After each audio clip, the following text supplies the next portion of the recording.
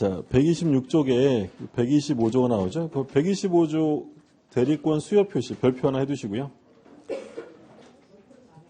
그리고 오른쪽에 127쪽에 권한을 넘은 표현들의 별표 2개 해두세요. 127쪽 맨 밑에 3번에 125조부터 보시면 129조는 별표하지 마시고요. 125조 제3자에 대하여 타인에게 대리권을 수여함을 표시한 자는 그 대리권의 범위 내에서 행한 그 타인과 그 제3자 간의 법률행위에 대하여 책임이 있다. 그러나 제3자가 대리권 없음을 알았거나 알 수 있었을 때는 그러하지 아니하다. 그러니까 선의 무과실에 한다는 얘기죠. 그러니까 125조는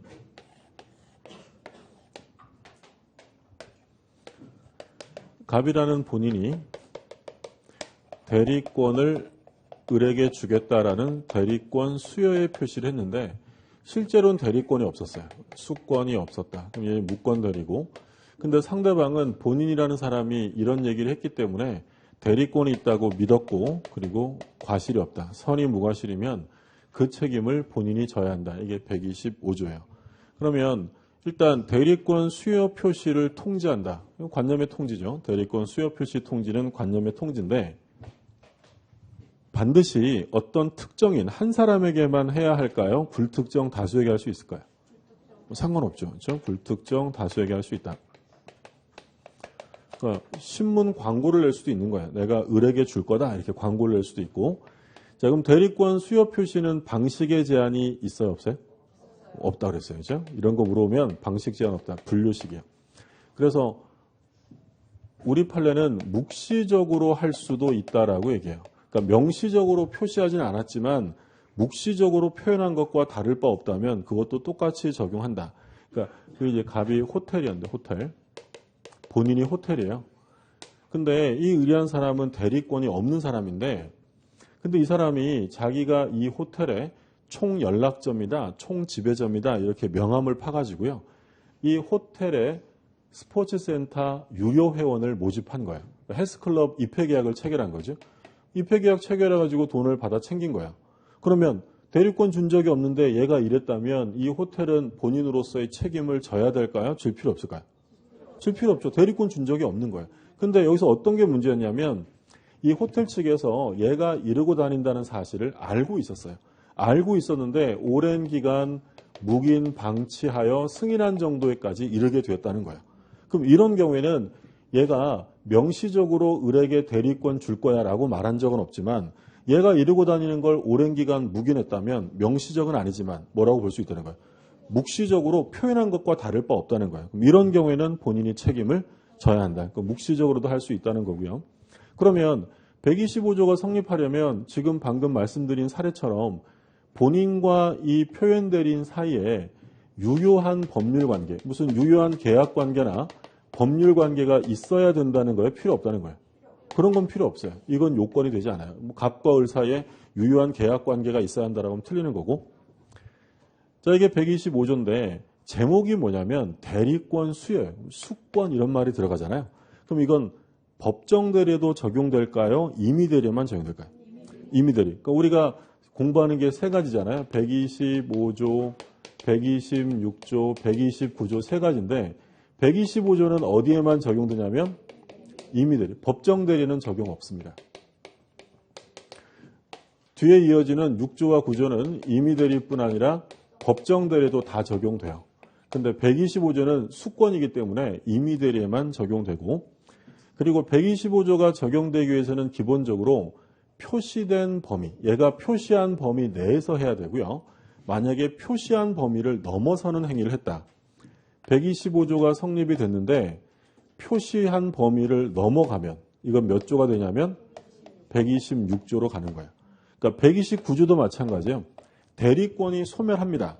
그럼 소멸하고 그 예전의 대리권 범위 내에서 하면 129조인데 소멸되었던 권한을 넘어가는 행위를 했다. 그럼 몇 조로 간다고 했냐면 126조로 가요. 조문을 다시 볼게요. 조문. 제3자에 대하여 타인에게 대리권을 수여함을 표시한 자는 그 대리권의 범위 뭐라고 되어 있어요? 내에서 행하냐. 범위 내에서 행해야 되고요. 넘어가면 월권 문제가 발생이 됩니다. 자, 오른쪽에 맨 위에 줄 그어두세요. 대리권 수요 통지 방법에는 제한이 없다. 그래서 뭐 서면, 구두, 묵시적 다 된다고 했고요. 그 다음에 디귿에 줄 그어두시면 대리권 수요 통지는 특정인뿐 아니라 불특정 다수인에게도 할 수 있고요. 그 다음에 리을에 별표 하나 해두세요. 리을에 보면 본인과 표현 대리인 사이에 유효한 기본적 법률 관계가 존재하고 있어야 하는 것은 아니다. 상관없다고 했죠. 체크 플러스는 그 묵시적인 표시, 호텔 판례가 다시 한번 나와 있고요. 자, 그 다음에 괄호 3번 적용 범위 있는데 거기에 별표하고 줄 그어두세요. 수권과 관련되므로 임의 대리에만 적용되며 법정 대리는 그 적용이 없다. 자, 그 다음에 이제 월권 대리가 나오는데 이건 표현 대리가 시험에 나오면 가장 많이 나오는 게 월권 대리예요. 조문을 보실게요. 126조 대리인이 그 권한 외 법률 행위를 한 경우에 제3자가 그 권한이 있다고 믿을 만한 정당한 이유가 있는 때에는 본인은 그 행위에 대하여 책임이 있다. 이게 이제 월권 대리에 관한 내용이고요.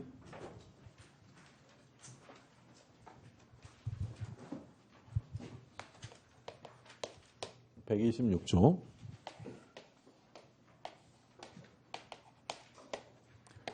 자, 이건 제목이 월권 대리니까 가장 기본적인 최소한의 요건은 을에게 반드시 기본적인 대리권은 있었어야 합니다. 근데 얘가 기본 대리권 내에서 한 게 아니라 그것을 초과하는 법률 행위를 했고 상대방은 을에게 그 초과할 권한이 있다고 믿었고 그 믿음에 정당한 이유가 있어야 합니다. 이때 정당한 이유는 선의 무과실이다라고 봐요. 그러면 효과는 누구한테 가냐면 본인에게. 대표적인 사례를 보면 갑이 자기 부동산이 지금 현재 미등기 상태야. 그래서 자기 대리인한테 야 대리인 이거 나 등기 좀 해줘 라고 등기 신청의 대리권을 줍니다. 그럼 등기하라고 이제 각종 서류를 줬더니 얘가 서류를 받아서 등기를 안 하고 집 팔아버립니다. 매매나 또는 뭐 대물 변제로 소유권 이전을 해주었다는 거죠. 그러면 권한 내요, 권한 초과요? 당연히 초과요. 근데 여기서 이제 한 가지 문제가 되는 건 뭐였냐면 등기 신청이라는 행위. 이 등기 신청권이라는 것은 공법상의 행위예요, 사법상의 행위예요. 이거는 개인들 간의 관계가 아니라 개인과 국가의 등기소 가서 하는 거잖아요. 공법상 행위예요. 등기 신청권하고요. 등기 청구권은 같은 거예요, 다른 거예요? 다른 거예요. 등기 청구권이라는 건 뭐냐면 권리자가 의무자에게, 뭐 흔히 말하면 매수인이 매도인에게 등기 서류 줘라고 요구하는 게 등기 청구권이에요. 그럼 이건 공법상 행위예요, 사법상 행위예요? 사법상 행위죠. 그러면 등기 청구권은 우리 민법에서 공부할까요, 안 할까요? 우리 사법이니까. 그건 물권법과 하면 공부해요. 등기 신청권에 관한 내용은 우리 민법에서 공부해야 안 해요. 이건 사법상해가 아니라 공법상해니까 우리 민법에서는 공부 안 하는 거예요. 어디서 공부하겠어요? 등기법 가면 하는 거죠. 등기법에 가면 이제 등기 신청할 때 서류 뭐 챙기 이런 거 나오잖아요. 어찌되었든 공법상의 기본 권한을 가진 사람이 매매했다. 사법상의 행위를 한 거예요. 이런 경우에도 표현 대리가 성립할 수 있느냐. 그럼 바꿔서 말하면 월권 대리가 성립하려면 기본 대리권과 행사한 권한의 동종 유사성을 요구하느냐라는 문제예요. 우리 판례는 이런 거 요구하지 않아요. 그러니까 권한의 성질이 이질적이라 하더라도 권한이 초과되면 월권 대리가 성립할 수 있다라는 거예요. 같은 종류일 필요 없다라는 게 판례고. 그럼 여기서 알 수 있는 건 이 기본 대리권 속에 공법상 행위도 기본 대리권이 될 수 있다라는 거예요. 대표적인 게 지금 등기 신청권이고요. 자, 그리고 법정 대리가 기본 대리권이 될 수 있느냐? 될 수 있어요. 126조는 법정 대리도 적용돼요. 그러니까 우리 뭐 사례 보면 일상가사 대리 있었잖아요. 일상가사 대리를 기본 대리권으로 하여 월권 대리가 성립할 수 있다라는 거예요. 그러니까 이런 사례요. 그러니까 의미만 이해하세요. 판례 자체는 중요하지 않고요. 갑이랑 을이랑 부부예요. 갑이 남편이고 을이 아내였는데 남편이 아내한테 그 신용카드를 만들어 달라라고 부탁을 하면서 이제 주민증을 줬어요. 근데 이제 이 아내가 남편이 만들어 달라는 신용카드는 안 만들고 남편 집을 팔아버립니다. 네, 매매를 했어요. 근데 둘은 뭐예요? 둘은 부부죠. 그럼 부부는 아까 뭐가 있다 그랬어요? 일상가사대리가 있죠. 그러면 아내가 남편의 집을 처분하는 이 행위는 일상가사 범위에 속해요? 속하지 않아요? 속하지 않죠. 우리 판례도 아내가 남편 명의의 부동산을 처분하는 건 매우 이례적인 행위다라고 해요. 왜냐하면 아내 재산이랑 남편 재산은 하나예요? 별개예요? 부부 별산제요. 마찬가지예요. 남편이 아내 명의의 부동산을 처분하는 것도 이례적인 행위지 정상적 행위가 아닌 거예요. 근데 둘은 일단 부부잖아요. 그럼 기본적으로 어떤 권한이 있다고요? 일상가사 대리권은 있는데 얘가 지금 이걸 처분했다는 건 일상가사 대리권의 범위 내에서 한 거예요? 초과한 거예요? 이거를 초과한 거예요. 초과하는 처분 행위를 했고 상대방은 이에 대해서 별도 수권이 있었나 보다라고 믿을 만한 정당한 이유가 있었다면 몇 조가 성립할 수 있냐면 126조가 성립할 수 있어요. 그러면 지금 이 사례에서는 기본 대리권이 되고 있는 게 뭐예요? 일상가사대리라는 이 법정 대리가 기본 대리권이 될 수 있다라는 거예요. 교재 잠깐 볼게요. 130쪽 보세요.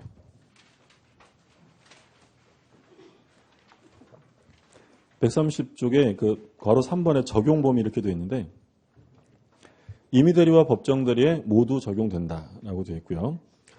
특히 일상가사를 초과하는 경우에 126조가 적용되는지 문제가 되는데 그 다음에 보시면 돼요. 판례는 정당한 이유를 엄격하게 해석하면서 이를 긍정한다. 인정돼야 안 돼? 된다라는 거 된다. 뭐 1번, 2번 나와 있는데 1번, 2번은 뭐 중요한 건 아니고요. 그래서 1번에 뭐 정당한 사유가 있어야 되고 그러니까 대표적으로 정당한 사유를 인정한 판례가 2번 판례인데 남편 정신병 사건인데 이 남편이 정신병원에 입원한 지 10년이 넘었어요. 그럼 아내가 생활하는데 뭐 생활비나 애들 교육비가 필요하니까 적정한 가격에 남편 명의의 부동산을 처분한 사건이에요. 이런 경우에는 정당한 이유를 인정해 줄 수 있다라고 봐요. 판례 내용은 중요하지 않고 여기서는 그냥 일상가사대리를 기본 대리권으로 하여 월권 대리가 성립할 수도 있다라는 점 기억해 두시고 그 다음에 복대리. 복대리가 기본 대리권이 될 수 있어요? 없어요? 있죠. 아까 우리 복대리 할 때 뭐라고 했냐면 복대리도 똑같은 대리이기 때문에 표현 대리와 관련돼서 물어보면 무조건 다 인정된다라고 했어요. 그래서 복대리의 경우에 어쩌고 저쩌고 해서 표현 대리가 아니다. 이러면 무조건 틀려요. 그러니까 이런 질문 자주 나오는데 이런 질문은 그냥 보너스 질문이라고 생각하시면 돼요. 무조건 인정이 되고 그 다음에 표현 대리. 표현 대리가 기본 대리권이 될 수 있느냐? 될 수 있어요. 바로 이 사건이에요. 중요해요. 그러니까 지금 예전엔 대리권이 있었는데 대리권이 소멸했다는 거예요. 근데 예전 권한 내에서 한 거예요? 초과한 거예요? 초과하면 126조가 성립이 돼요. 그럼 126조가 나오려면 반드시 기본 대리권이 존재해야 되는데 여기서는 지금 뭐가 기본 대리권이 된다는 거예요? 129조가. 이 표현 대리가 기본 대리권이 되어서 월권 대리가 성립할 수 있습니다. 그러니까 만약에 지문에 대리권이 소멸된 이후에는 권한을 넘은 표현 대리가 성립될 여지가 없다라고 하면 오해했어요. 틀려요. 대리권이 소멸하고 그리고 그 다음에 권한을 넘어가면 몇 조가 돼요? 126. 예를 들어서 예전에는 임차할 권한이 있었어요. 근데 임차할 권한이 있었는데 얘가 잘 못하니까 본인이 수권을 철회합니다. 그럼 이제 대리권이 없죠. 근데 얘가 나중에 임대차 계약을 했대요. 그럼 몇 조가 성립할까요? 다시 한번 얘기할게요. 그러니까 얘가 원래 임대차할 권한이 있었는데 대리권이 소멸된 다음에 임대차를 한 거예요. 그게 몇 조라는 거예요? 그게 129조인 거예요. 근데 임대차할 권한이 소멸한 다음에 나중에 매매를 해버렸어요.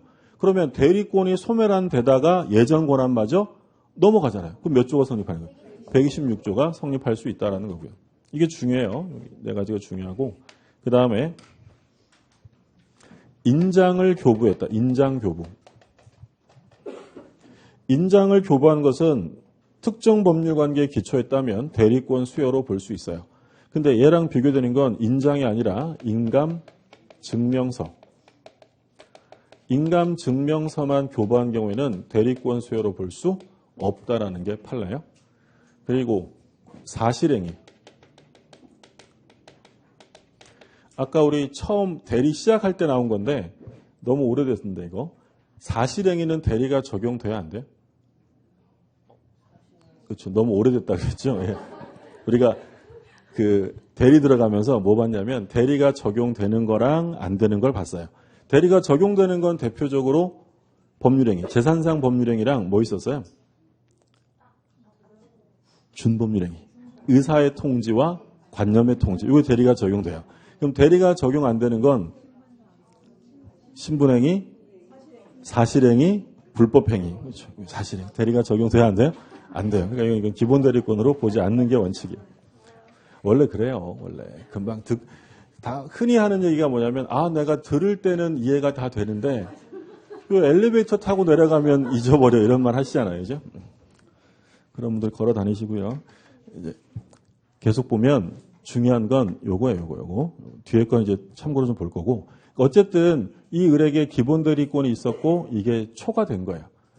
병이라는 사람과 법률행위를 했는데 이 경우에도 표현 대리가 성립하려면 반드시 뭘 해야 한다고 했어요? 현명, 대리 행위를 했어야 돼요. 그러니까 대리 행위를 안 하고 자기 이름으로 하면 그건 표현 대리가 아니라 무권리자 처분 행위예요. 어떤 판례가 있었냐면 갑이 을한테 대리권을 준 게 소비대차 및 담보 설정의 대리권을 줍니다. 그러니까 이 갑이 야 대리인 나 돈이 필요하니까 소비대차 돈 좀 빌려와. 근데 그냥은 못 빌릴 테니까 내 건물 담보 잡히고 돈 좀 빌려와 라고 소비대차 및 담보 설정의 대리권을 줘요.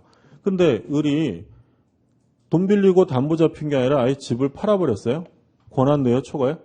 초과요. 그럼 월권대리가 성립할 수 있는데 이 사건에서 문제가 된 건 뭐였냐면 담보 잡히라고 등기 서류를 줬더니 얘가 그 서류를 이용해서 일단 자기 앞으로 자기 명의로 소유권 이전 등기를 먼저 하고 집을 판 사건이에요.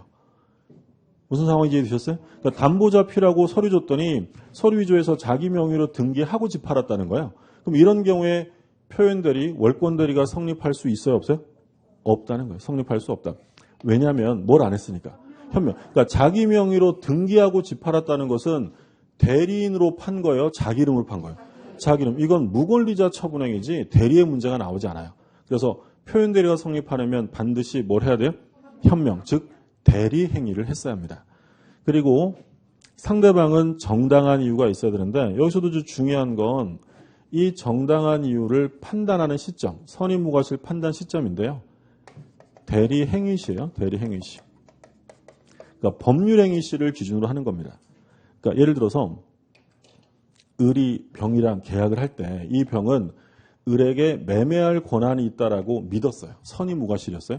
근데 계약을 하고 보니 이 을에게 대리권이 없었다는 걸 알게 된 거예요. 그럼 그 사실을 알게 된 병은 갑에게 표현 대리 책임을 물을 수 있어요, 없어요?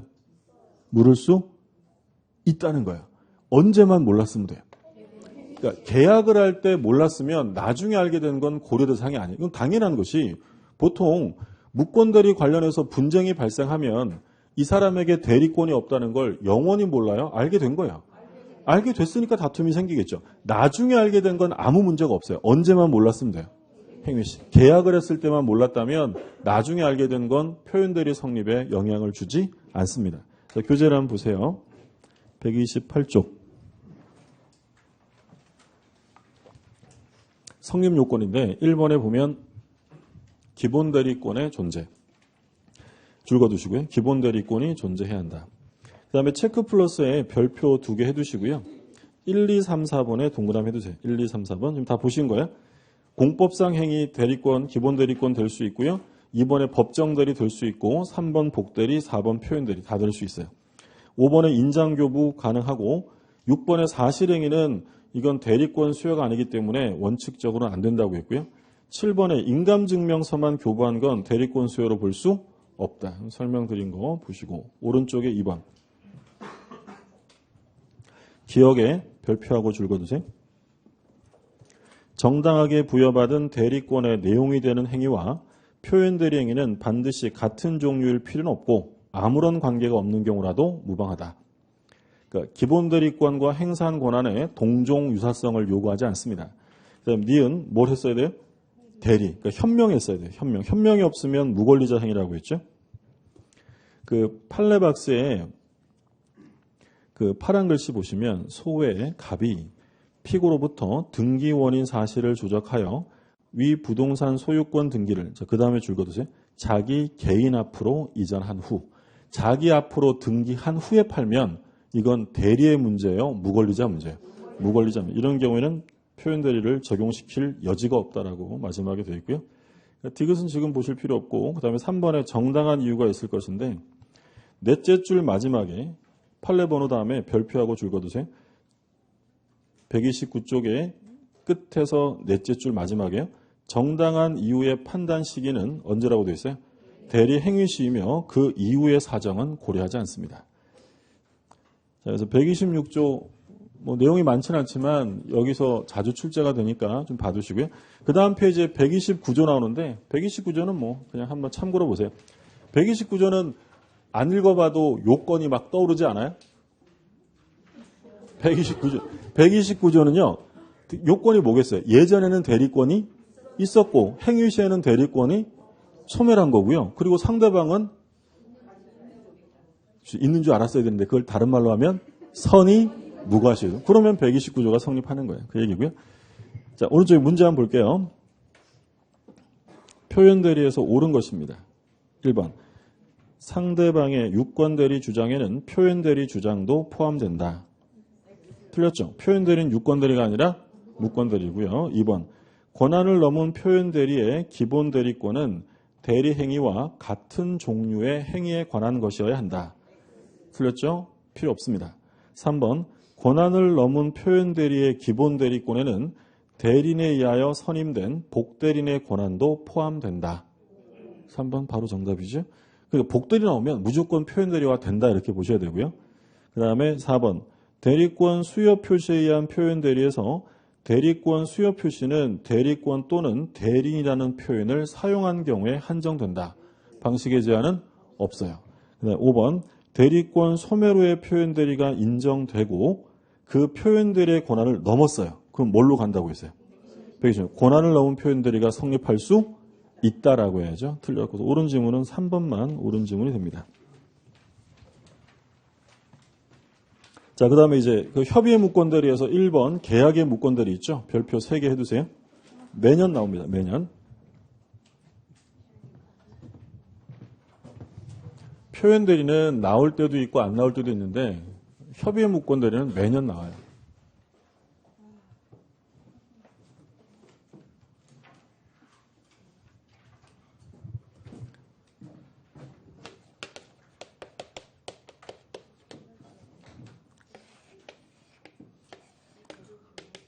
갑이 있고 을이 있고 병이 있는데 갑이 본인, 을이 대리권이 없는 무권 대리인, 병이 상대방. 자, 갑이라는 사람이 부동산을 소유하고 있어요. 근데 을이 대리권 당연히 없고요. 갑 방에 들어가서 각종 등기서를 훔쳐다가 위임장을 위조하고 집 팔아버립니다. 자, 그러면 이 경우에는 본인이 외관 형성을 한 게 없으니까 얘가 대리권 없이 한 거죠. 이런 게 협의의 무권 대리고 본인은 책임을 져야 안 져요? 안 지는 거죠. 아들이 아버지 방에 들어가서 각종 서를 훔쳐다가 집 팔아버렸다고 해서 아버지가 이행 책임을 질 필요는 없는 거예요. 그러면 이 경우에 이 집 아들이 아버지 집을 팔았는데 예상외로 잘 팔았어요.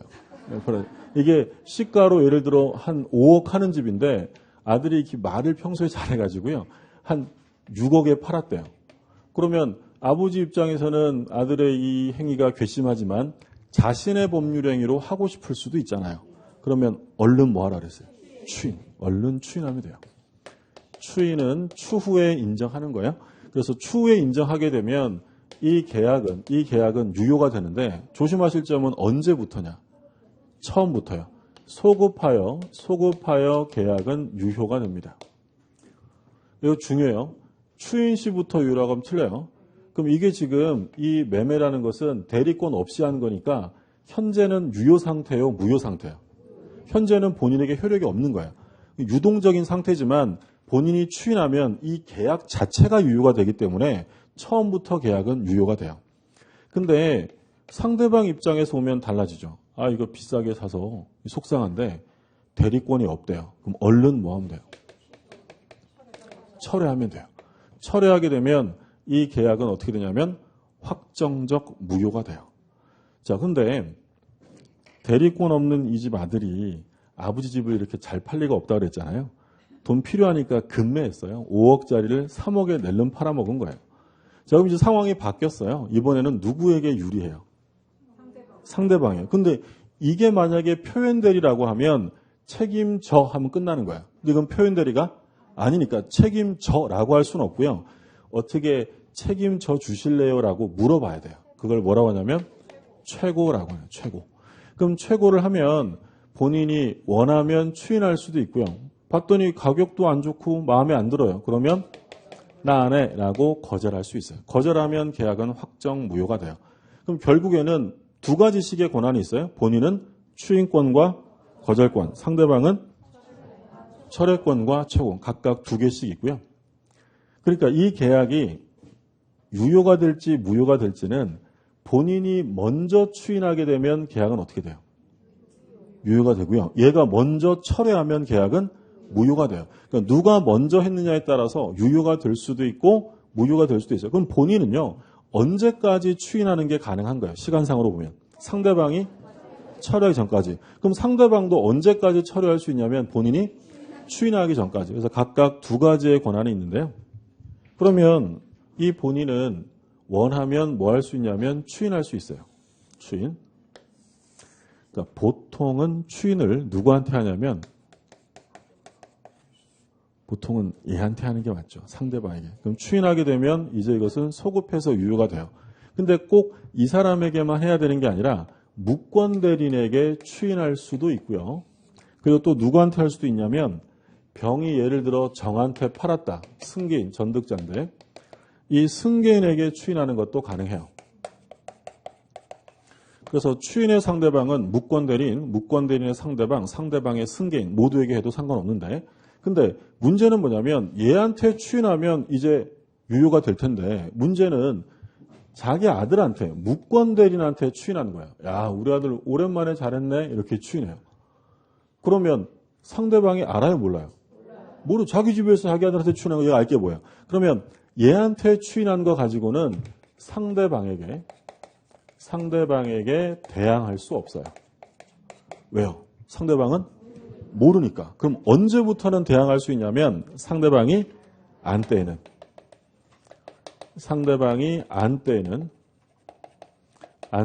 주장할 수 있어요. 그러니까 이게 사례 문제로 자주 나오는데 그러니까 추인을 했는데요. 상대방이 아니라 만약에 무권 대리인에게 추인했다 이런 말 들어가면 을에게 했다 이런 말 들어가면 뭘 꼭 확인하셔야 돼요. 상대방이 알았느냐 몰라보셔요. 그러니까 만약에 얘가 추인을 했는데요. 추인을 이 무권 대리인에게 하자 상대방이 그 사실을 모르고 철회하게 됩니다. 자, 계약을 이행해야 돼요? 안 해도 돼요? 자, 누구한테 추인했어요? 이거 아들일 수도 있고 딸일 수도 있으니까 아들을 하지 마시고 누구라고? 무권 대리인. 무권 대리인에게 한 거예요. 그럼 무권 대리인에게 추인했다면 뭘 확인하시라고요? 얘가 알았느냐 몰라. 얘가 알았어요 몰랐어요? 몰랐어요. 그러면 추인의 효력이 있어요 없어요? 없죠. 그럼 뭐가 우선합니까? 철회. 그럼 이 계약은 이행할 필요가 없게 되는 거예요. 그래서 무권 대리인에게 추인이 들어가면 꼭 확인하실 점이 상대방이 그걸 알았느냐 몰랐느냐를 꼭 보셔야 돼요. 이해되셨죠? 예. 자, 그리고 추인을 하면 이제 소급해서 유효가 되는데 얘가 아무 말도 안 해요. 그래서 어떻게 할 거예요? 라고 최고를 했는데 최고 기간 동안 아무 말도 안 하면 추인이에요? 거절이에요? 거절이에요. 그리고 최고 기간 안에 확답을 도달시켜야 합니까? 발숙만 하면 됩니까? 발숙만 하면 돼요. 우리 아까 그 첫 시간에 최고에 대한 확답으로 발신주의는 우리 민법에 3개 있다고 했어요. 3개. 뭐 있었어요? 일단 나왔네요. 무권대리 하나 있었고 또 제한능력자, 그 다음에 채무인수.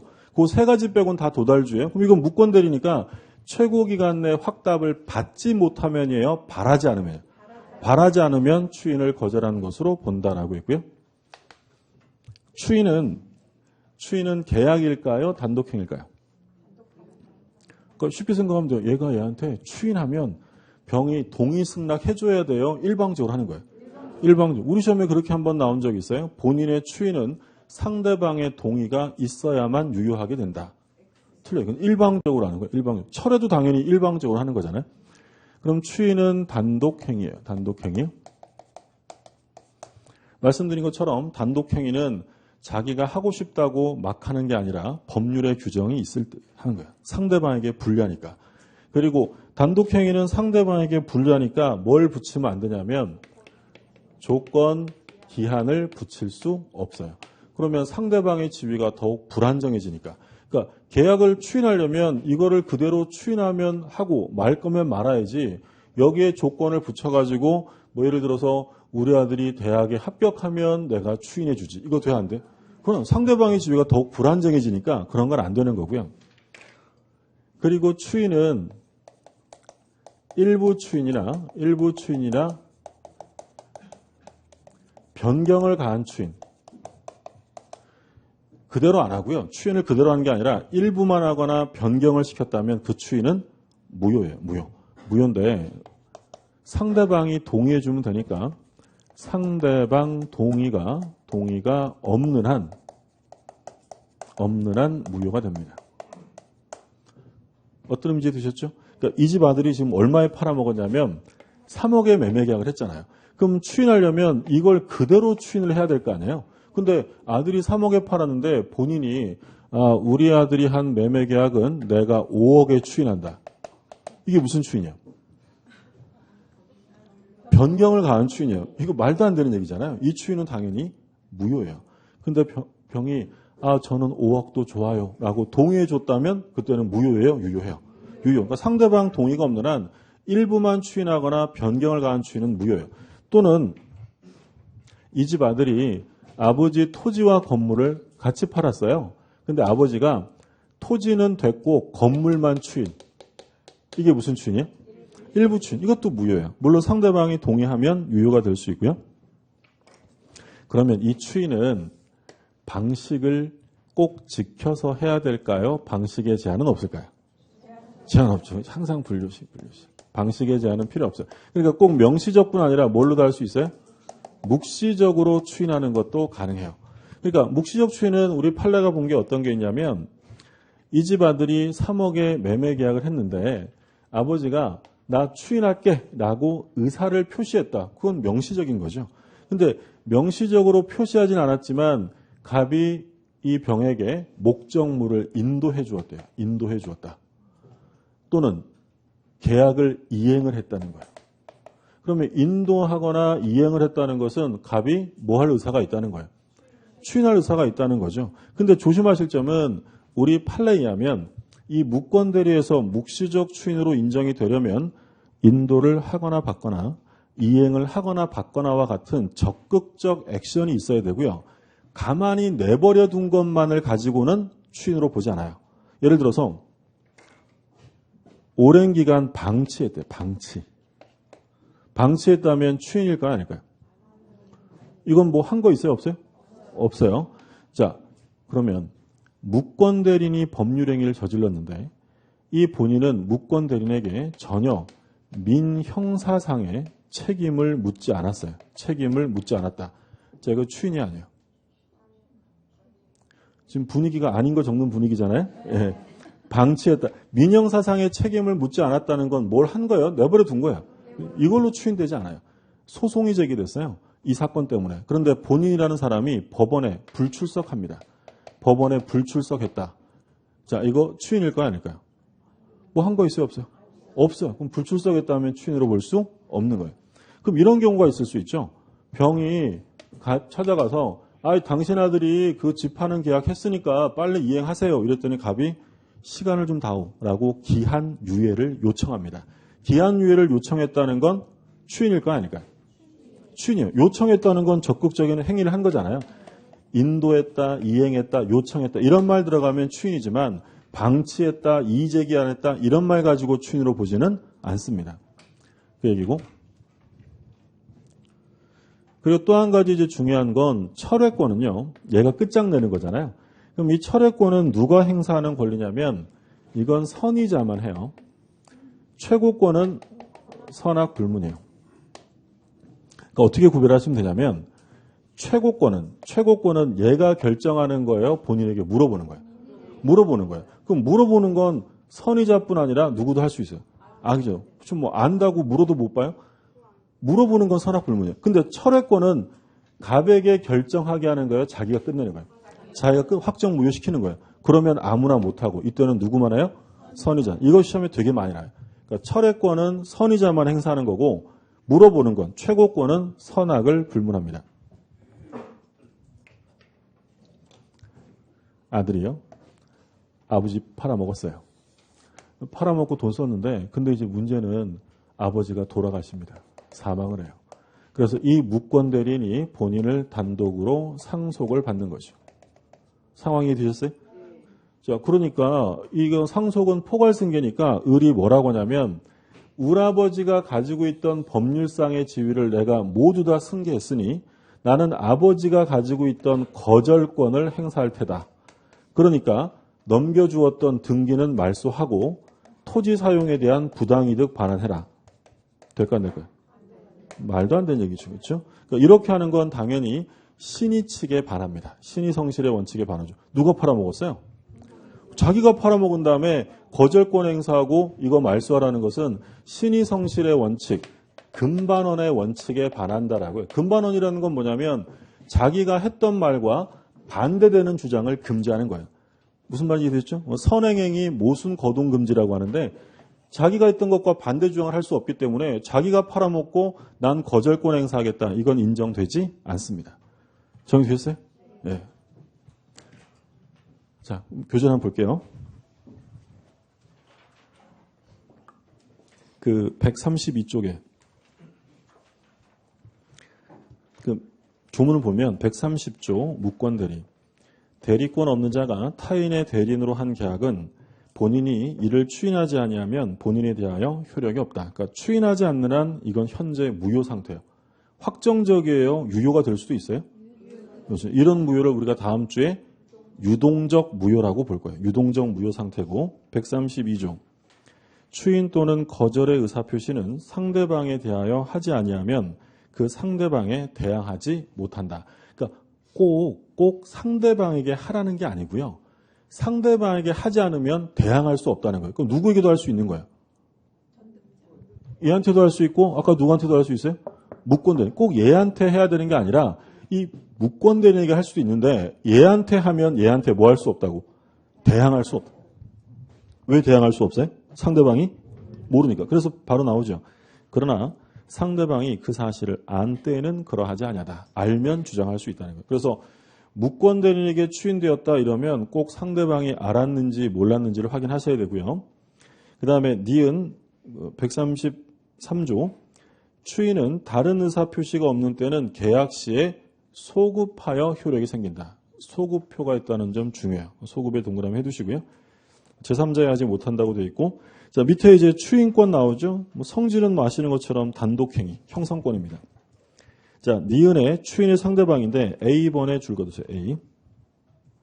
맨 밑에 A번에 추인은 무권대리인, 무권대리 행위의 직접 상대방 및 그 무권대리 행위로 인한 권리 또는 법률관계 승계인에 대하여 할 수 있다. 그러니까 상대방은 무권대리인, 상대방, 그리고 상대방의 누구한테도 할 수 있어요? 승계인에게 할 수 있어요. 그럼 오른쪽에 B번 줄 거두세요. B번. 무권대리인에게 한 추인은 상대방이 그 사실을 알지 못하는 경우에는 상대방에게 추인의 효력을 주장할 수 없다. 상대방이 모르니까. 그 다음에 디귿에 별표 하나 주세요. 디귿에 별표하고 줄 거두세요. 일부에 대하여 추인하거나 내용을 변경하여 추인을 하였을 경우에는 상대방의 동의를 얻지 못하는 한 무효이다. 그러니까 일부 추인이나 변경을 한 추인은 언제나 무효는 아니고 동의가 있으면 돼요. 그 다음에 리을은 추인은 묵시적으로 할 수 있다. 그래서 묵시적으로 인정한 판례와 인정하지 않은 판례인데 1번에 인정한 사례 1번의 첫째 줄 마지막에 매매대금의 전부 또는 일부를 받았다. 줄 거두세요. 이건 계약을 이행하거나 이행받은 거예요. 그러면 추인입니다. 자, 2번에 첫째 줄 가운데 부동산을 피고에게 뭐 했대요? 인도하고에 줄 거두세요. 그 다음에 3번은 가운데 가운데 유예를 요청했다. 유예 요청이에요. 적극적 행위가 있으니까 추인으로 보는데 근데 부정한 사례 1번 첫째 줄 마지막에 줄거두세요. 이의를 제기하지 아니하고 장시간에 걸쳐 방치. 아무것도 안 했다는 거죠. 추인이 아니고요. 그 다음에 2번 첫째 줄 마지막에 첫째 줄 앞에 당사자가 뭐라고 돼 있어요? 변론기일에 불출석했어요. 법원에 안 간 거예요. 불출석했다. 아무것도 안 한 거죠. 추인 아니고요. 그 다음에 3번 첫째 줄 가운데 형사고소나 민사소송을 제기하지 않은 경우에요. 아무것도 안 했죠. 역시 추인으로 보지 않습니다. 그런 얘기고 그 다음에 미음의 효과 맨 밑에 효과 본인의 추인이 있으면 무권대리 행위는 소급하여 소급하여 동그라미하고 별표해 두세요. 소급하여 계약 시부터 유효가 됩니다. 그 다음에 134쪽에 추인 거절권 그리고 무권대리와 상속인데 그 무권대리와 상속이 밑에 나와 있는 판례박스에 별표 2개 해두시고요. 그 제목만 보시면 대리권한 없이 타인의 부동산을 매도한 자가 그 부동산을 상속한 후 소유자 지위에서 자신의 대리행위가 무권대리로 무효임을 주장하여 등기 말소를 구하는 것이 금반원 원칙이나 신의 측상 허용될 수 없는지 여부 안 된다는 거예요. 이건 신의 측에 반하기 때문에 자기가 팔아먹고 상속받았다고 거절권 행사할 수 없는 거고요. 그 다음에 이제 상대방에 대한 효과론 최고권과 철회권인데 131조 조문을 볼게요. 대리권 없는 자가 타인의 대리인으로 계약을 한 경우에 상대방은 상당한 기간을 정하여 본인에게 추인 여부의 확답을 최고할 수 있다. 본인이 그 기간 내에 확답을 바라지 아니한 때에는 추인을 거절하는 것으로 본다. 자, 거절의 효과가 생기는 건 바로 131조 때문이에요. 준법률행위니까. 그리고 둘째 줄 기간 내 확답을 뭐라고 돼 있어요? 바라지 않은 경우에 발신주의다라는 거죠. 그래서 거절한 것으로 본다라는 게 자주 출제가 되고요. 그리고 발신주의라는 점까지 챙겨두시고 자 오른쪽에 동그라미 1번 상대방의 최고권 선악불문 별표 하나 해두시고 최고권은 선악불문이고 2번에 상대방의 철회권은 뭐예요? 선이에요. 그럼 별표 2개 해두세요. 철회권을 더 많이 출제해요. 철회권은 선의자만 할 수 있다. 그 다음에 이제 마지막으로 남은 게 135조예요. 조문 보세요. 135조 1항 다른 자의 대리인으로 계약을 맺은 자가 그 대리권을 증명하지 못하고 또 본인의 추인을 받지 못한 경우에 그러면 본인이 추인 안 해주면 이제 누가 책임을 져야 돼요? 무권대리인이 책임져야죠. 그러면 그는 상대방의 선택에 따라 계약을 이행할 책임 또는 손해를 배상할 책임이 있다. 그럼 본인이 추인 안 해주면 이제 상대방은 그 무권대리인에게 당신이 이행을 하든지 아니면 손해배상해라 이렇게 묻는데 누가 선택한대요? 상대방이요. 상대방 선택 자주 출제되고요. 2번 대리인으로 계약을 맺은 자에게 대리권이 없다는 사실을 상대방이 알았거나 알 수 있었을 때 또는 대리인으로 계약을 맺은 사람이 제한 능력자이면 책임 물을 수 없어요. 책임을 물으려면 선의 무과실해야 되고 그리고 제한 능력자가 아니어야 한다는 거죠.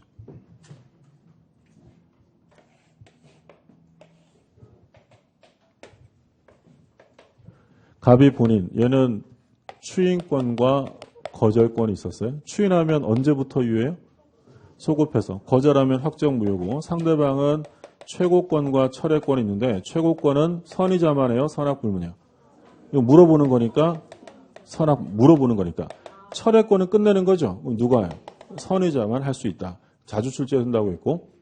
자, 그러면 어떻게 할 거예요? 라고 추인을 물어봤더니 본인이 추인을 해주면 아무 문제 없어요. 누가 이행할 거니까.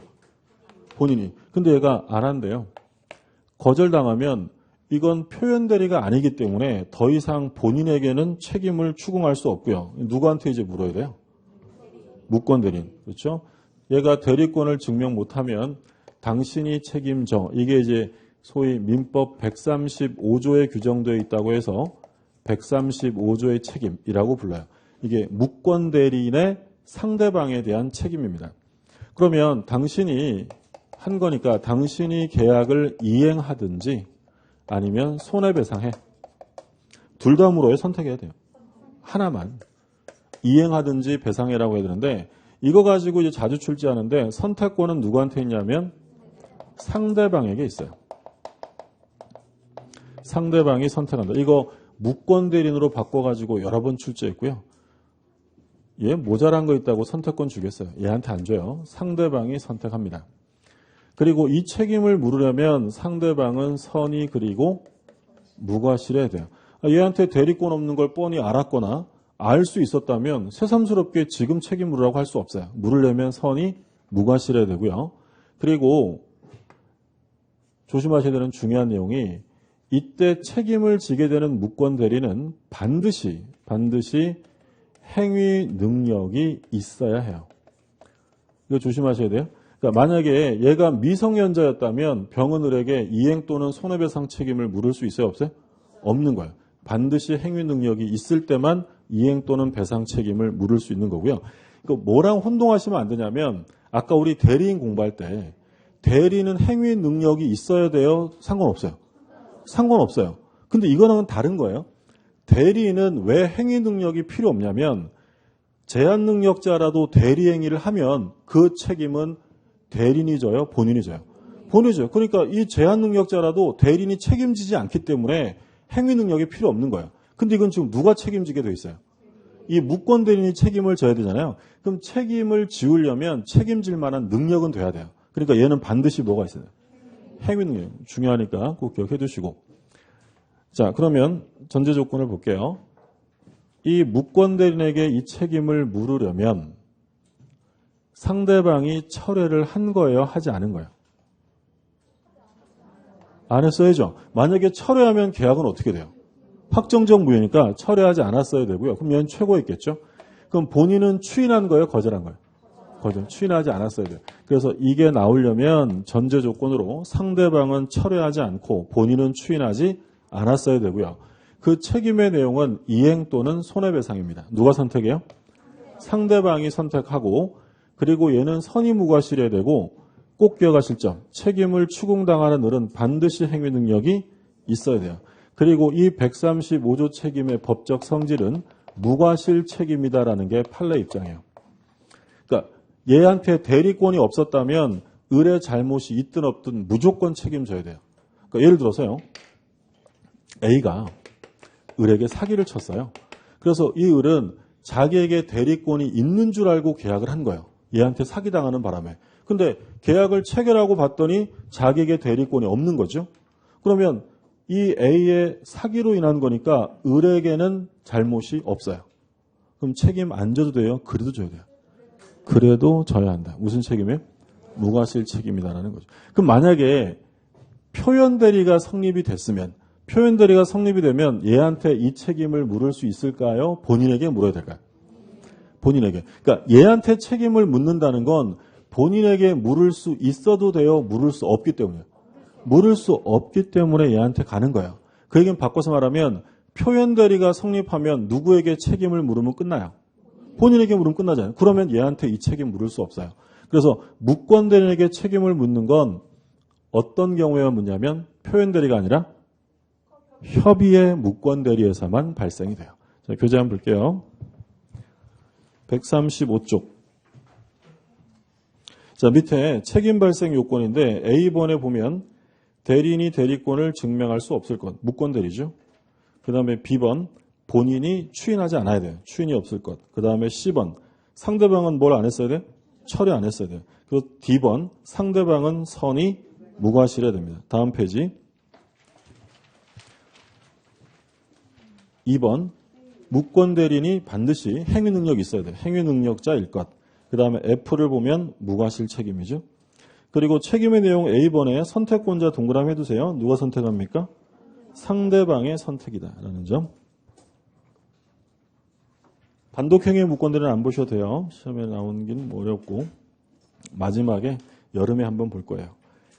그 다음에 자 오늘 시간이 좀 지났네요. 자 예제 보고 마칠게요. 대리권 없는 을이 갑을 대리하여 병에게 갑소유 토지를 매도하였다. 틀린 것입니다. 자 1번 지금 무권 대리가 일단 누구예요? 이 사람은 일단 확인하셔야 돼요. 무권 대리인 을이고 본인이 갑이에요. 1번 을이 갑을 단독 상속한 경우 을은 본인의 지위에서 추인 거절권을 행사할 수 없다. 자기가 팔아먹고 하면 안 되죠. 2번, 을과 계약을 체결한 병은 갑의 추인의 상대방이 될 수 없다. 될 수 있죠. 추인은 누구한테 한다고 했냐면 무권대리인 상대방의 승에 다 된다고 했죠.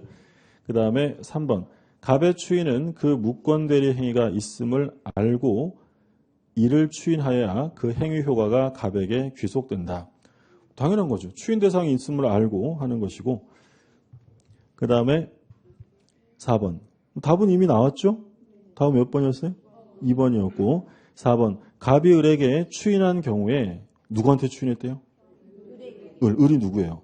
무권대리. 그럼 뭘 꼭 확인하셔야 되냐면 상대방이 알았냐 몰라 봐야 돼요. 그럼 추인이 있었던 사실을 알지 못한 때는 갑은 병에게 추인의 효과를 주장하지 못한다. 알아야 그때부터 주장할 수 있다고 했고요. 5번. 만약 을이 미성년자라면 갑이 을의 대리행위에 대한 추인을 거절하더라도 병은 을에 대해 계약의 이행이나 손해배상을 청구할 수 없다. 이거 뭘 물어보는 거야 이게? 이거 물어보는 거죠. 135조 책임 이행이나 손해배상 책임을 물으려면 얘는 반드시 행위 능력이 있어야 한다는 거예요. 자, 오늘은 여기까지 보고요. 다음 주에 무효와 취소 이어서 보도록 하겠습니다. 네, 수고 많으셨습니다.